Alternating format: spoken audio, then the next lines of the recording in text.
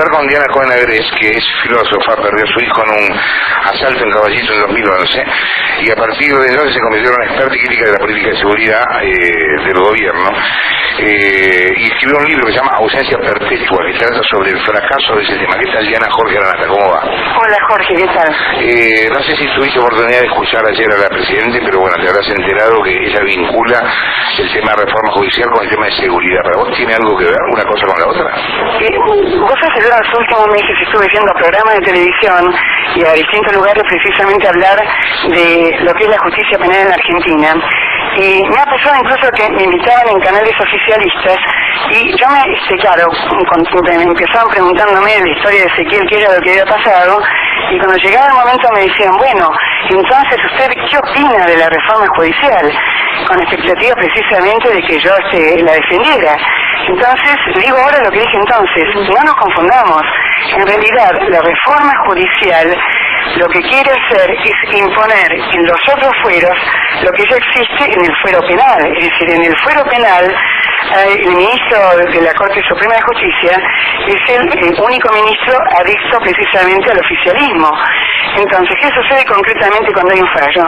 Cuando hay un fallo en primera instancia, donde se falla con justicia, el delincuente apela y hay una corte de casación, sobre todo la Cámara de Casación Penal número 2, que es la de Zlócar, Figueroa y Ledesma. Precisamente Zlócar es uno de los adalides de justicia legítima, que lo que hace es volver para atrás el fallo original. Entonces, concretamente, en el caso de mi propio hijo, de Ezequiel Agrés, o incluso también en el caso de Jano Fernández, la corte original, la instancia original de primera instancia había emitido un fallo.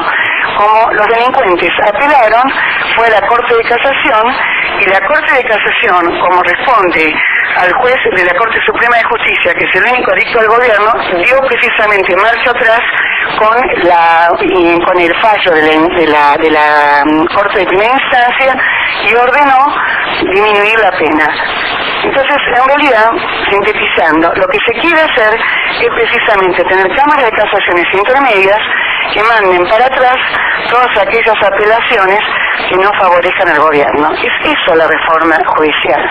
No, aparte yo tengo la sensación de que el problema de seguridad se ataca atacando las causas que generan la violencia social, o tratando de disminuir el impacto de la economía sobre la gente o sobre la marginación. No tiene que tanto que ver con el tema de los jueces, porque ya cuando llega el juez es tarde. O sea, cuando llega la justicia el delito se cometió. El problema es cómo hacer para evitar que el delito se cometa, ¿no? ¿Qué hacer después? También es que hacer después, pero no es una prioridad, me parece. No, pero son las dos cosas, porque en realidad tampoco vos podés basar toda tu política judicial en camaristas o en policías en las esquinas. No, lógico. No, es que tampoco te deje discutirlo solo con la represión. Claro, o sea, en realidad tiene que ser una política combinada. Es lo que los abogados llaman ex ante y ex post. Antes decís, bueno, pones camaristas, pones policías, y por supuesto impedís por todos los medios que se cometa el delito. Y además, haces una buena política juvenil, con formación en oficios, es decir, todas las políticas sociales. Pero no hay que confundir las políticas sociales con la política judicial, es decir, con las medidas judiciales. Diana, Jorge Fernández Díaz te habla, ¿cómo te va? Hola, ¿qué tal, Jorge? ¿Qué tendría que haber obtenido dentro, o llevado dentro el paquete de reforma judicial para que de verdad tenga algún impacto en el tema de la seguridad? Pero lo que se llama reforma judicial, Jorge, es un caballo de Troya. Tenemos que distinguir. En realidad, la reforma judicial no apunta al tema de la seguridad, porque el tema de la seguridad ya está funcionando según las premisas con las que opera el gobierno, ¿entendés? En realidad, la reforma judicial apunta a que en los otros fueros haya cortes adictas al gobierno. Entonces, me parece que si uno habla de reforma judicial, tomando por lo menos ese término, estamos volviendo a confundir la cuestión.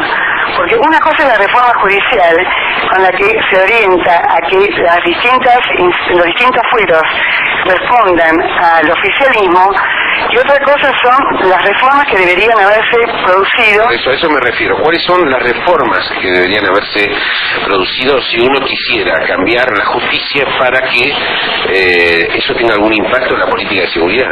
Bueno, por un lado, por supuesto, ¿no? todas las reformas sociales que no se hicieron y que deberían haber sido reformas legítimas, fundamentalmente creación de fuentes genuinas de trabajo, es decir, no planes trabajar, sino fuentes genuinas de trabajo, formación precisamente en oficios y en brindar herramientas a los jóvenes, por ejemplo, que apenas delinquieron por primera vez, sean encausados dentro de un marco del Estado saneado. Eso por un lado. Esas son las políticas sociales que lamentablemente no se hicieron porque se destinó el dinero para planes o se destinó el dinero para fútbol para todos o para Tecnópolis o para tantas otras cosas.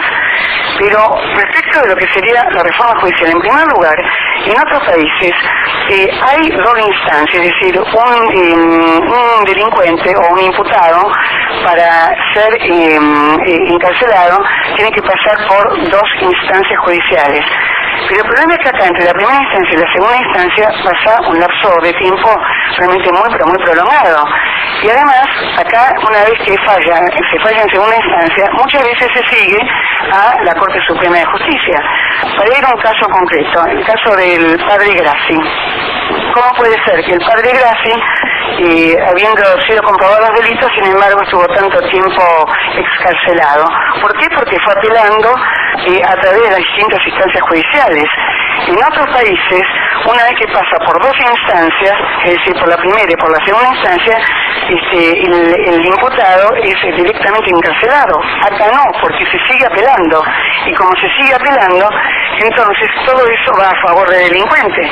¿El qué? Para que cuando en el mejor de los casos termine siendo encarcelado, pasan 10 o 15 años. Y si es encarcelado, apenas es encarcelado, empieza a trabajar en negocio judicial para escarcelarlo lo antes posible.